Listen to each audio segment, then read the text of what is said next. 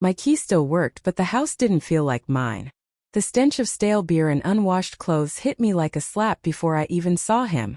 I'd been gone for 2 years, chasing a dream job in Seattle that promised to rebuild my life after the divorce. The job was grueling, the city relentless, but I'd clawed my way to stability, a small victory for a woman who'd once lost everything. My sister Lena had begged me to let her and her husband Carl stay in my house while I was away. Just to keep it lived in, she'd said, her voice sweet over the phone. I trusted her. I shouldn't have. The living room was a war zone. Pizza boxes stacked like tombstones, cigarette butts scattered like confetti. My heart sank as I stepped over a spilled bag of chips, the crunch under my boots echoing in the silence. My house, me sanctuary, the one thing I'd fought to keep after the divorce, was a dump.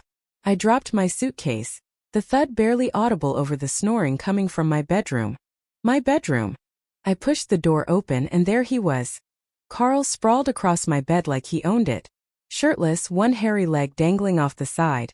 An empty beer can cradled against his chest like a teddy bear. The sheets, me sheets, the ones I'd bought to celebrate my first night as a single woman, were stained and crumpled. My photos, my books, my life were shoved into a corner, replaced by his chaos. Carl! I snapped, my voice sharp enough to cut glass. He stirred, blinking lazily, then propped himself up on one elbow. His smirk was slow, deliberate, like he'd rehearsed it. Well, look who's back. Miss Big City, huh? You didn't call ahead. I stood there dumbfounded. This is my house. My bed. What the hell are you doing? He stretched, cracking his knuckles, and leaned back against my headboard. Your house? Been ours for a while now, Claire. You left. We stayed.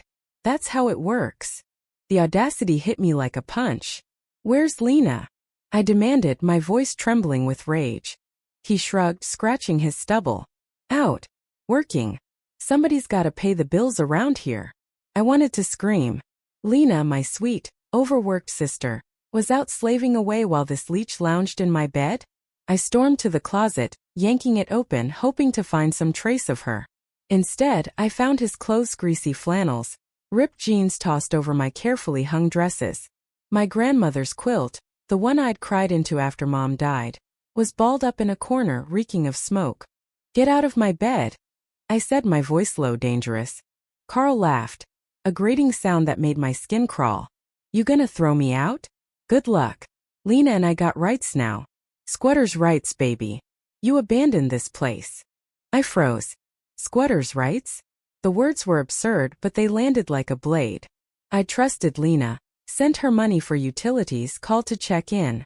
She'd never mentioned Carl turning my home into his personal landfill. Had she lied? Or was she just too scared to tell me? I stepped closer, my hands shaking.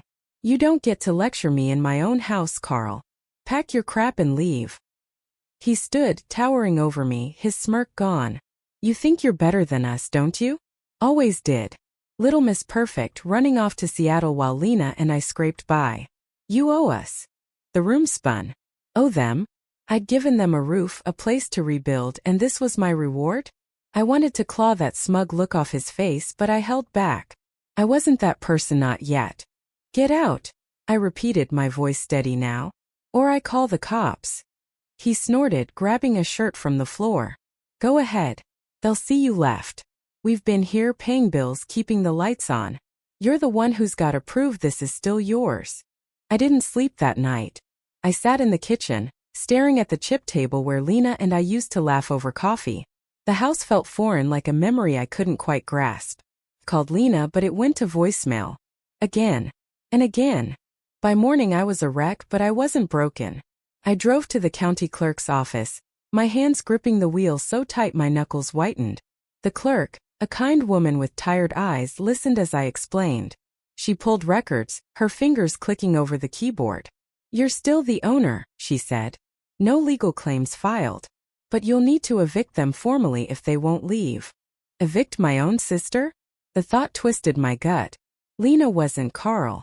She was family, my only family. But the house was my enemy refuge, my proof that I could stand on my own. I couldn't let him take that. When I got back, Lena was there, sitting on the couch, her eyes red. Carl was in the kitchen, cracking open another beer. Claire, she whispered, standing to hug me. Her arms felt frail, like she'd been carrying too much for too long. Why didn't you tell me? I asked, my voice breaking. She glanced at Carl, fear flickering in her eyes. I didn't know how. He said it was fine. That you didn't want the house anymore. I pulled her outside, away from his shadow. The story spilled out. Carl had lost his job a year ago, started drinking more, taking over. Lena worked double shifts to cover bills, while he watched the house. She was too ashamed to tell me, too scared to leave him. I'm sorry, she sobbed. I didn't mean for this to happen. I wanted to hate her, but I couldn't.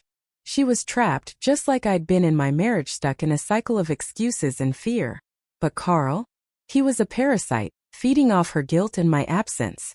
That night I called a lawyer. The eviction process would take weeks, maybe months, but I wasn't backing down.